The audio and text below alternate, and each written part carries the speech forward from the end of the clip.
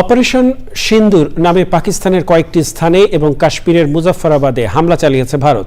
এতে এক শিশুসহ ২৬ জন বেসামরিক নাগরিক নিহত ও ৪৬ জন আহত হয়েছেন। পাল্টা আক্রমণে ভারতের ১৫ জন নিহত হয়েছেন। নিরাপত্তা পরিষদের বৈঠক শেষে ভারতের বিরুদ্ধে পাল্টা ব্যবস্থার সবুজ সংকেত দিয়েছেন পাকিস্তানের প্রধানমন্ত্রী শাহবাজ শরীফ। ভারত আক্রমণের প্রতিশোধ নেওয়ার অধিকার প্রয়োগ করেছে বলে মন্তব্য করেছে দেশটির প্রতিরক্ষা মন্ত্রী রাজনাথ সিং। এদিকে দুই দেশকেই সংযত থাকার আহ্বান জানিয়েছে বিশ্ব নেতারা। বিস্তারিত সুব্রত গাইনের রিপোর্টে।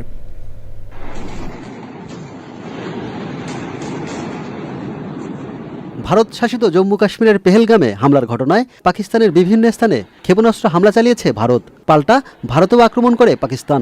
এতে দুই দেশেই হতাহতের পাশাপাশি ধ্বংস হয়েছে বিভিন্ন স্থাপনা।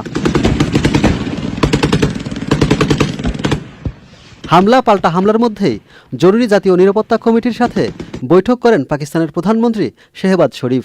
পরে তিনি এক বিবৃতিতে জানান, সার্বভৌমত্ব লঙ্ঘন এবং বেসামরিক প্রাণহানির প্রতিশোধ নিতে নিজস্ব সময়, স্থান ও পদ্ধতিতে হামলার জবাব দেওয়া হবে। এমনকি দেশটির সশস্ত্র বাহিনীকে জবাব দেওয়ার সবুজ সংকেত দিয়েছেন বলে জানিয়েছে দেশটির গণমাধ্যম। ভারতের প্রতিরক্ষা মন্ত্রী রাজনাথ সিং বলেন, কেবল তাদেরই হত্যা করা হয়েছে যারা ভারতের নিরপরাধদের খুন করেছে। ভারত তার মাটিতে আক্রমণের প্রতিশোধ নেওয়ার অধিকার প্রয়োগ করেছে। তবে এই হামলা অত্যন্ত চিন্তাভাবনা করে এবং পরিমিতভাবে করা হয়েছে বলে দাবি করেন তিনি।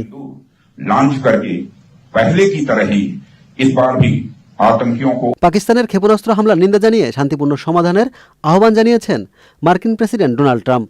এছাড়া পাল্টাপাল্টি হামলা থেকে উভয় দেশকে সংযত থাকার আহ্বান জানিয়েছেন যুক্তরাজ্য, চীন, ইউরোপীয় ইউনিয়ন, জাপান, জার্মানি ও বাংলাদেশ সহ বিশ্বের অন্যান্য দেশ।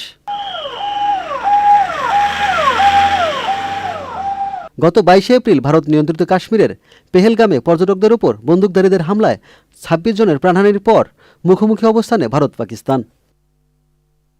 Subrata Gain, channel I.